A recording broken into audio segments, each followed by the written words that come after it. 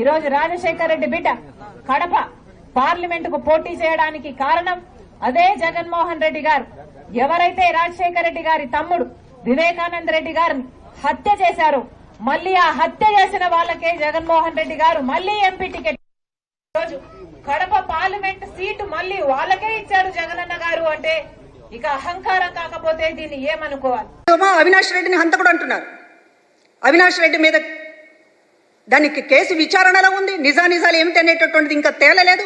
మీరు కొన్ని అభిప్రాయాలను పట్టుకుని ఎవరైతే హంతకులు ఉన్నారో, ఎవరైతే వివేకానంద రెడ్డికి సంబంధించినటువంటి ఆయన ఓడించాలని, ఆయన రాజకీయాల్లో లేకుండా చేయాలని ప్రయత్నించారో వాళ్ళందరితో చేతులు కలుపుతా ఉన్నారు. మరో పక్కన అవినాష్ రెడ్డిని హంతకుడు అనేటటువంటి ముద్ర వేస్తున్నారు. ఎన్నికల సమయంలో ఒక మనిషిని, ఒక అభ్యర్థిని పట్టుకుని ప్రూఫ్స్ లేకుండా నిరాధారంగా హంతకుడు అనేటటువంటి ముద్రతోటి రాజకీయం చేయడం అంటే ఇది ఎంత పతనమైనటువంటి రాజకీయమో మీకు అర్థం కావడం లేదా? మీరేదో రాజకీయం కోసం వైఎస్ బిడ్డగా నేను ఈ రాష్ట్రాన్ని బాగు చేయడానికి వచ్చాననేటటువంటిది మాట్లాడుతూ ఉన్నారు. ఈరోజు వైఎస్ రాజశేఖర్ రెడ్డి గారి బిడ్డ చేస్తున్నటువంటి ఈ రాజకీయం చూసి నిజంగా అభిమానులు చాలా బాధపడుతూ ఉన్నారు.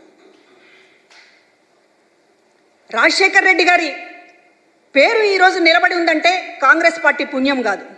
రాజశేఖర్ రెడ్డి గారి తరువాత 15 ఏళ్ల తర్వాత కూడా ఈరోజు రాజశేఖర్ రెడ్డి గారిని గుర్తు పెట్టుకుంటున్నారు అంటే అది ఆయన కొడుకు జగన్మోహన్ రెడ్డి గారిని, ఆయన పేరుని నిలబెట్టినటువంటి పద్ధతి.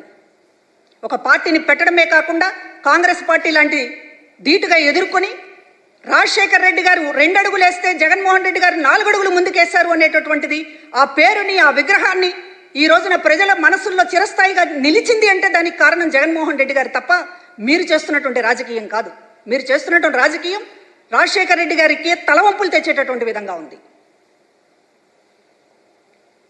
రాష్ట్రాన్ని అసలు ఆంధ్రప్రదేశ్ అంటేనే గిట్టనటువంటి పార్టీ ఈ రోజున కాంగ్రెస్ పార్టీ. ఆంధ్రప్రదేశ్కి పోతే పోయింది అనుకున్నారు కాంగ్రెస్ పార్టీ. ఈ రాష్ట్రం పోతే ఏంటి, తెలంగాణలో మన రాజకీయం ఉంటే చాలు అనేటటువంటి దానితో రాష్ట్రాన్ని అడ్డంగా విభజించి కనీసం ప్రత్యేక హోదాకి సంబంధించి కూడా విభజన చట్టంలో పెట్టాలి అనేటటువంటిది కూడా కాంగ్రెస్ పార్టీ పూర్తిగా మర్చిపోయి కాదు, విస్మరించి కావాలనే ఈ రాష్ట్రం బాగుపడకూడదనేటటువంటి ఒక కక్ష కట్టినటువంటి పార్టీకి ఇవాళ నాయకులుగా షర్మిల గారు మాట్లాడుతున్నటువంటి పద్ధతి అత్యంత బాధాకరంగా ఉంది. అంటే రాజకీయాల కోసం మీరు ఏమైనా చేస్తారా? ఆంధ్రప్రదేశ్ ప్రజలకు కూడా వ్యతిరేకంగా మాట్లాడడానికి సిద్ధమై ఈరోజు ప్రత్యేక హోదా జపం చేస్తూ ఉన్నారు.